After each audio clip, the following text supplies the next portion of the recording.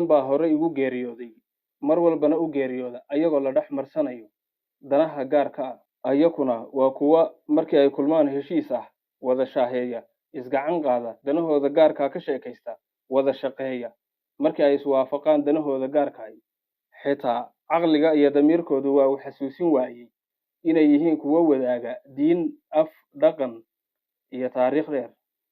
waxaynu ka hadlayno waa cudurka qalbiyadeena degay ee qabyaaladda dhibaatadu ma aha inuu qofku yaqaano cidda uu ka soo jeedo ama asal ahaan uu reerka u yahay balse dhibaatadu waxa ay tahay qofku markii uu aamino ama uu iska dhaadhacsiiyo inuu qabiilkiisu ka sarreeyo cadaaladda xaqa diinta iyo danta guud sidoo kale markii uu qof kale qabiil ahaan ugu diido wixii uu xaq u lahaa arrimahaas oo dhan baa ka mid ah waxyaalaha ay dhibaatadu ku bilaabato waxa ayaan darro ah